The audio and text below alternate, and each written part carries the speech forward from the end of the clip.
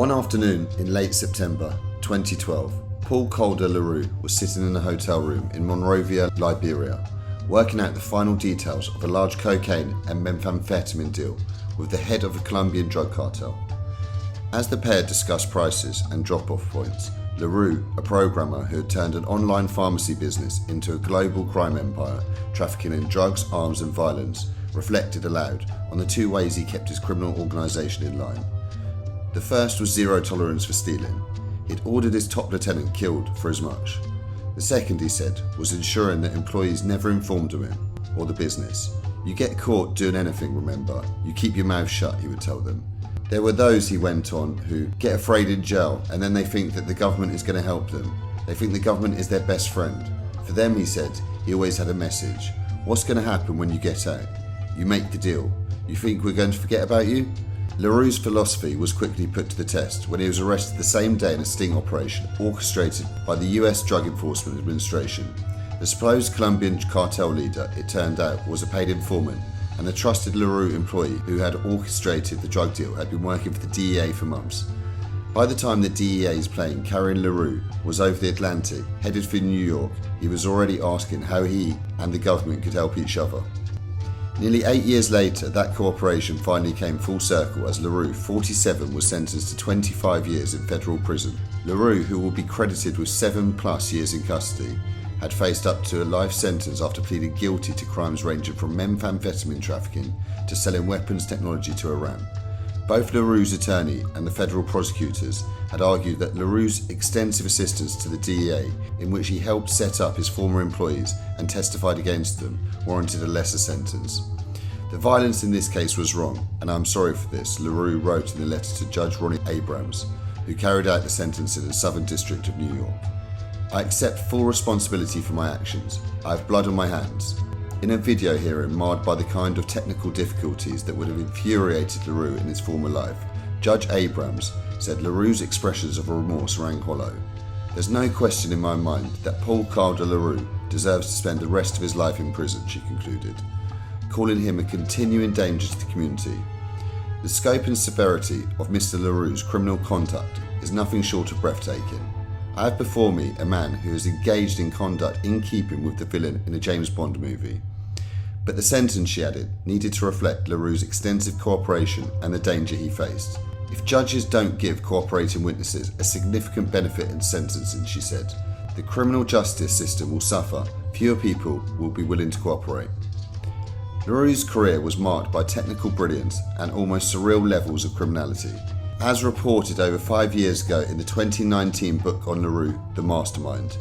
Born in Zimbabwe and raised partly in South Africa, he spent years in the late 1990s and early 2000s designing a piece of disk encryption software called Encryption for the Masses. The code from E4M formed the foundation for Truecrypt, considered among the most secure and widely used encryption programs until its anonymous creators abandoned it in 2014.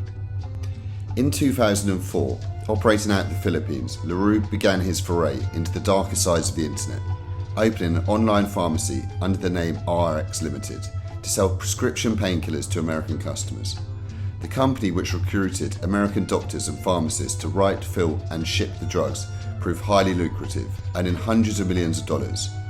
By the late aughts, Roux had leveraged those proceeds in a staggering range of criminal activities, including cocaine and methamphetamine trafficking, gold smuggling and weapons dealing. His empire grew more violent as it expanded, with Roux hiring teams of mercenaries to intimidate and kill his perceived enemies. As part of his cooperation deal, Roux admitted to ordering at least 7 murders in the Philippines, including the kidnap and execution of a real estate agent named Catherine Lee, who Roux suspected of stealing from him. In 2019, Judge Abrams sentenced an ex-US Army soldier named Joseph Rambo Hunter, the leader of Roux's kill team, and 2 of its members, Adam Samia and Carl David Stilwell, to life in prison for Lee's murder. It's a closure to a long, hard journey for everyone involved, said Matthew Smith, Roux's cousin and former employee. In 2008, after a dispute over money, Roux ordered Smith's house in Zimbabwe firebombed. Smith escaped uninjured. Paul is a phenomenon that caused a lot of pain and hurt. Thank you to the brave people who helped end this nightmare. From the moment of his arrest in September 2012, Roux's case in the US was highly unusual. The DEA held him in secrecy for years, as he maintained to associates that he was still at large, and then with his help, the Federal Drug Agency developed elaborate sting operations against his employees. In a document detailing LaRoux's cooperation, prosecutors noted that he had assisted law enforcement in shutting down his criminal organisation and bringing a dozen of his former associates and mercenaries to justice. In addition to Joseph Hunter, against who LaRoux testified in court during the murder trial, LaRoux assisted in rounding up 4 other mercenaries, along with 5 associates who had helped LaRoux purchase large quantities of methamphetamine out of North Korea. Other attempts to leverage LaRoux's cooperation, however, came to nothing.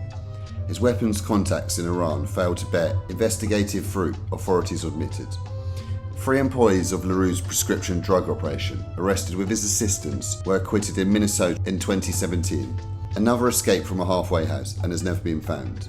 LaRoux's case ultimately became a rare example of cooperating down, in which authorities made a deal with the top of a criminal organisation in order to catch those beneath him.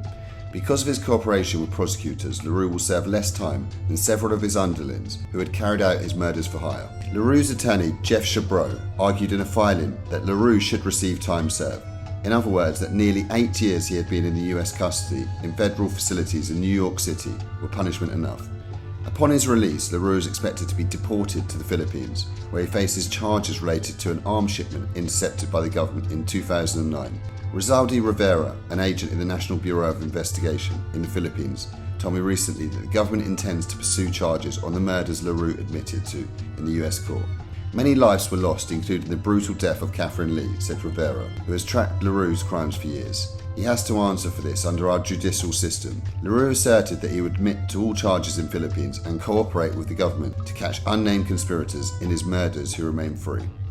In recent years, LaRoux has also attracted the interest of the Bitcoin community as a candidate for the cryptocurrency's pseudonymous creator, Satoshi Nakamoto. In his letter to court asking for a lesser sentence, LaRoux wrote that when he completes his sentences in the US and the Philippines, I plan to start a business selling and hosting Bitcoin miners, using a custom chip design that would allow him to generate Bitcoin at an order of magnitude faster than any available design. The government noted that during his criminal heyday, LaRoux had exploited government corruption in the Philippines to avoid prosecution, paying millions of dollars in bribes to contacts at high levels in the Department of Foreign Affairs, the National Bureau of Investigation, Department of Justice, and the Philippines National Police. 2 former employees expressed concern that if LaRoux had been released to the Philippines, he might again buy his way out of criminal jeopardy. It's the best interest of the entire world if he stays in the US, a former target on LaRoux's hit list message. He believes everybody has a price. Hope you guys enjoyed this story, and if you did, please like, share and subscribe, and please stay tuned for plenty more stories and interviews coming soon. Cheers guys.